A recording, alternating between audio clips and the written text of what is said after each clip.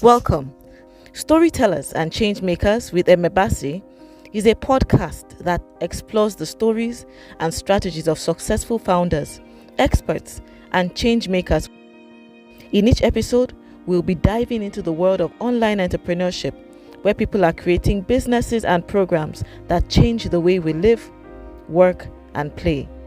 And here is your host, Emebasi. All right, I'm recording. You're already dropping some golden nuggets, and I was like, "Better press record now." While she's talking.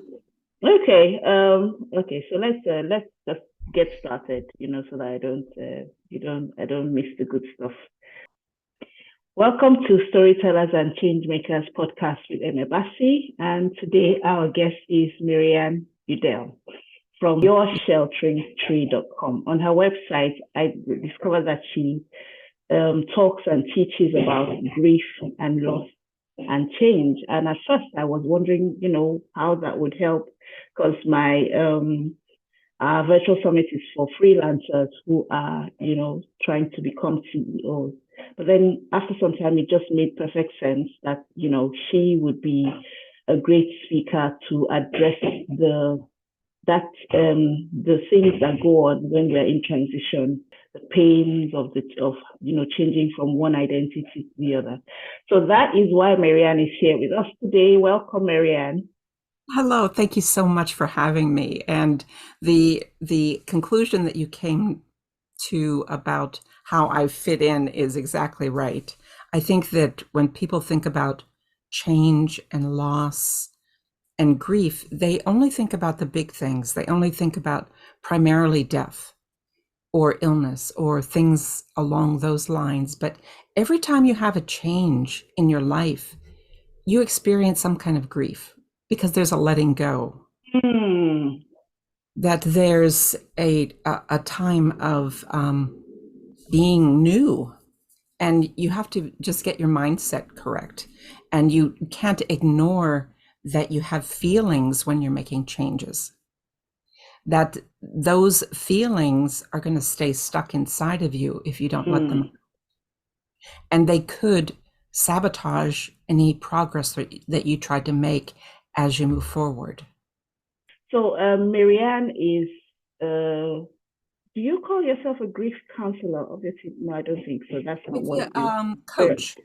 I am. So tell us about your journey, how you got to do what you're doing now.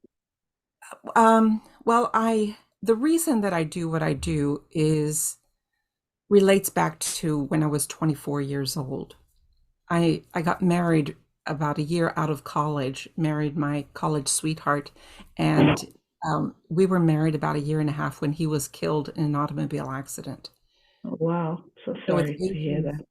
Yeah. At the age of 24, I became a widow. And eventually I left where I lived in Pennsylvania, moved to New York City, and I met my current husband there. And we've been married for 35 years. The period that we're talking about that, really made an impact was that period between where you lost your first husband and before you met your second husband. And what was, yeah. I mean, it goes even beyond that, because I didn't become a coach until about 6 years ago. Wow. That long. My second husband was injured, and I had to go to work full time to get the health benefits and everything else, and just to have the security for our family. And when that job almost laid me off, I started thinking about what's next. What else can I do? What am I meant to do? What's my purpose? And that's when I tapped into the coaching world. And I became certified as a life and business coach and decided to focus primarily on grief, because I had that experience, and I knew from a lot of different circumstances throughout my life how that affected me. And I didn't want anyone else to feel lost or alone in their process. I want people to know it's normal, it's human to feel what you're feeling. If you're feeling things that are uncomfortable, that's part of being a human being. So, Nothing. I mean, bringing it back to somebody who is a freelancer, she has decided that she wants to step into her CEO role. What that means really, what that means really is that you want to start playing at a higher level. You want to start earning more. You want to start being more intentional about what you're creating for yourself. It's not no longer just a side hustle in that sense, or just getting some job here and there, but it's something that you're and apart from the things that you're doing, it's also about the person that you're becoming in the process. And that with that comes a lot of change, because the things that you want to do are not the person that you are now is not the person that is going to do the things that you want to do or the things that you're trying to do. You have to become another person or become a better version of yourself, and that comes with the thing. So when you work with your client, what are the things that you do for them that makes them that makes a big difference in them, a big difference to them? I think that any transition that happens in a person's life is a grief process. And there's just a misunderstanding that it's only related to death or illness or a huge thing. But you can grieve being an empty nester or moving to a new place. And certainly when you're changing your identity from a freelancer to a CEO, you need to just readjust how you're thinking. You're becoming a different person. I mean, if you want to do it successfully, if you want to make that transition successfully, you really do have to become a different person or a better version of yourself, a higher version of yourself. That's what we all aspire to. And we've heard this in different ways. I went on your website and I found it very interesting. Some of the things that you said, I actually left the page open so that I can have so that I can mention it again. So you said when you're guiding people through their period of transition, what you're hoping to achieve for them is you want them to be grounded. You want them to be directed, and you want them to be confident. You want them to become part of the community. You want them to be connected, supported. And I guess in the case of grief, you also want them to be joyful, able to laugh again. So what do you mean by things like grounded and directed? Well, quite often people have this vision in their mind about how things should be, and they're not necessarily dealing in reality. They might ignore fears that come up or intuition that comes up or just problems. Wait a minute, I can handle this. I got this. I'm going to muscle my way through it. But you have to pause and let whatever fears come out, ask for some help, be focused on reality. If you're having this experience, if you don't deal with it, it's going to sabotage you later. That if you're afraid, say it. There's no shame in that, because this is a new thing that you're doing. And I can acknowledge that because that was me. When I decided to become a coach, I was afraid. It had been a long time if I was in my 50s when I decided to do it. So, can I do this? I The don't. experience would have come up, do I have what it takes? Right. You know, Or what if I fail? right. So I That kind of think thing. once I got clear about why I was doing what I was doing, it became a lot easier and clearer for me. Who is it that I'm helping? What is it that I want them to get on the other side of our work together? How do I, how can I help?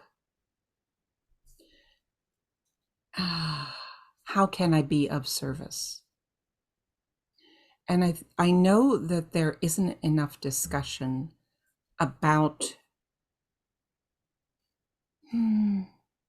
loss or change or the uncomfortable feelings you have when you're going through some sort of transition. It's not a magic thing. You just think it and it will be. Yeah, yeah, yeah. Because this is the picture that comes to my mind when, I think the main word that we need to have at the back of our minds of what we're talking about today is transition. Mm-hmm. And in that transition, it's almost like you're the word that comes to mind is rudderless. You're like drifting or floating. You don't have anything that you're in the middle. So you are no longer where you used to be, but you have not yet gotten to where you want to be. Mm-hmm. And this now brings you into a very uncomfortable position. So I want to talk to you about comfort zone. So the tendency in my mind, the tendency is for you to want to stay where you used to be because that's what you're comfortable with, or push through and then not just get to where you want to be, but actually become settled, and that's that word that we said again, grounded in that place where you want to be. So that sounds very nice in theory, having said all that. So how do we do it? You're the expert. Tell us how to do it. How to do it. How do we do it? It sounds good now that we said it, we've defined it and everything. How do we do it? Well, the process that I take my clients through is 4 basic parts. Okay. You first need to allow whatever feelings you have, acknowledge whatever is coming up.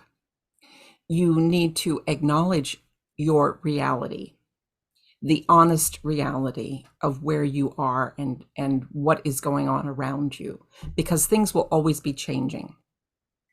So you have to acknowledge your reality, and then you adjust your focus about what you're going to do. You focus on where you want to be in the future, the person that you want to be, the business that you want to have, the CEO that you are becoming. And then from there, you can create a plan to get to that. What are the small steps to take you on this journey? It's like taking a trip or setting your GPS when you get into your car. Set it for your destination, and then you create the route to get to where you want to be. And it might change. Maybe there's a road closed and you need to take a detour. So you recalculate and go around. And then once you have this plan, the next step is to take action. Every day, take a small step. That is, the steps are simple, but they're not always easy. And you just acknowledge even the small steps that you take, because every little step is part of the bigger journey. There's something that you've said a few times already. You talk about reality. How important is that for one to always be aware of their reality? What's the danger if you're not? Well, there's a couple of things. I think that sometimes people want to live in the past. They have this feeling that I wish things that could be the way they were. Everything was wonderful, and I was happy, and it was all great. But maybe it wasn't. In any case, you can't go back, and you can't recreate what was, because there are too many things that have happened and changed. Look at where you are and think about, okay, based on what has happened and the things that have changed, what can I do? What is different?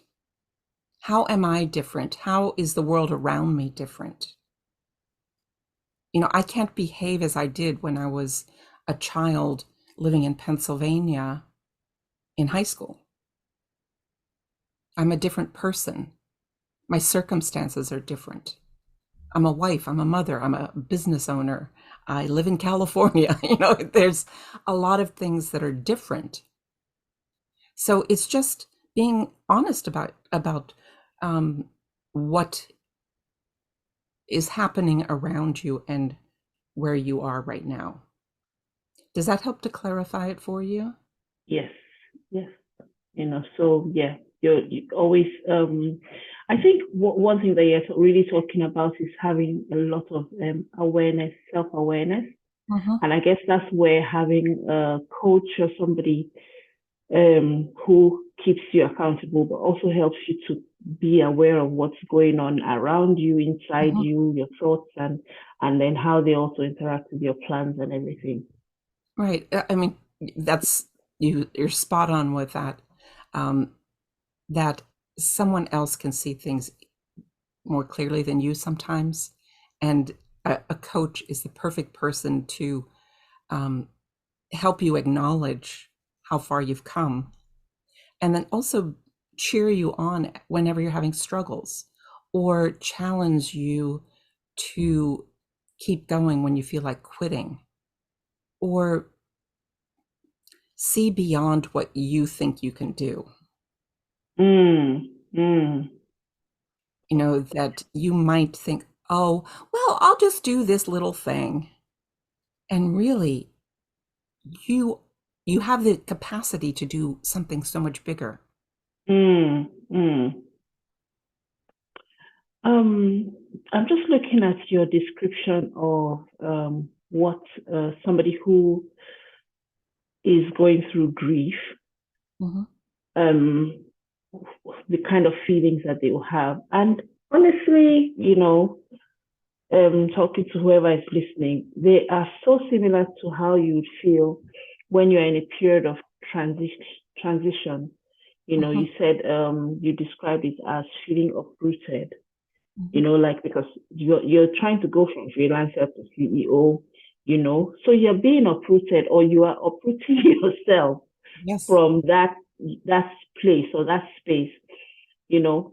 Some of the speakers that we've had, or that I've had conversations with, you know, who talk about mindset and money and other things, seem to always come back to that thing of that you are the one who makes that decision. And, you know, it's almost like you have a destination that you want to go, but you have to leave where you are. You know, so you said uprooted, you said lost, you said unsure, you know, that uncertainty, finding yourself in that place of uncertainty, that isolation, feeling disconnected, because obviously you're going to change the kind of conversations you have, the kind of people that you are surrounding yourself with. And then, of course, there's fear. And you even mentioned anger as well. You know, so those are and they're so similar to what I think, you know, and I think one of the reasons why I'm so glad that we have you coming to speak is because these are things that are barely, if ever, acknowledged. You know, we just think, oh, just set your prices, you know, create your packages, you know, do all the things, make sure your books are in order, do your marketing, you know, do your funnels or whatever it is that you're doing. And then you forget about talking. We don't remember to talk about deal with what is going to be going on in you when you when you when you're making that transition, Right. and navigating that place of change. Right. That Yes. is so true. And there's there's a way that you need to be when you're making this change, and having the clarity and confidence of why you are doing what you're doing helps you show up. And if you're not aware what is going on inside, you can't show up the way you want to show up. You will have doubts about what's going on. But if you know that I'm doing this so that no one will have to struggle the way I did when I went through loss and grief and every challenge that I've faced throughout my life, I want people to feel like it's okay to be human. It's okay to have the challenges and doubts, but then it's also okay to ask for help and to get that. I don't really know what. So I think. I mean, what I'm hearing, and I hope people are also hearing this, is that these things are going to happen. These feelings and thoughts, and they're going to happen. They're going to come, and we should not be surprised when they do. Exactly. Yeah. So it's a natural thing. You're going through a period of change. You've decided, that okay, I want to become CEO. I'm going to, and I have absolutely no doubt that if whoever has made up their mind to do that has the capacity and is able to actually get that done. But what we are coming to say here, or what Maryann is here to say, is that when you are in that transition period, or that period of moving from one identity to the other, that these things are going to come up, and we have to have the awareness all the time, and always keep checking in on ourselves all the time, and that it's okay to feel some of these feelings, and it's also okay to ask for help. Yes, that it's all normal. That there's. So you're going to be speaking at Freelancer to CEO, and you're taking us to you're giving a talk on making the transition, 4 steps to navigate change. You want to spill the beans, or just give us quick one quick summary of what the 4 steps are? The first step is to allow your feelings. The second step is to acknowledge your reality. The third step is adjust your focus. And then act. So it's 4 A's. Wow. Allow, acknowledge, adjust, and act. That sounds fantastic. So can you just tell us where to find you before we round everything up? And do you have any last words for anybody who is finding themselves in a position where there might be a minor change or a major change, making a major change or a minor change in their life, in their aspirations? What would you have to say to them? And then also let us know where to find you online. I think the biggest tip of advice that I can give is to reach out to other people if you're feeling that you're lost and alone. You don't have to do this by yourself. There's a lot of help out there. And I am, you can find me on my website, yourshelteringtree.com. I'm also on Facebook, Instagram, and LinkedIn. You can find me on any of those places. Your Sheltering Tree. Wonderful. Thank you so much for joining us here on the podcast, and I look forward to hearing your talk If you are interested, just check out freelancer2ceo.paysummit.com, and you can find it, all the details there. All right, then. Thank you so much, Maryann, and I will talk to you soon. Okay. Have a good night, everyone. Bye. You have been listening to the Storytellers and Changemakers podcast with Emebasi. If you enjoyed the episode, please take a minute and leave us a review. It would really help us.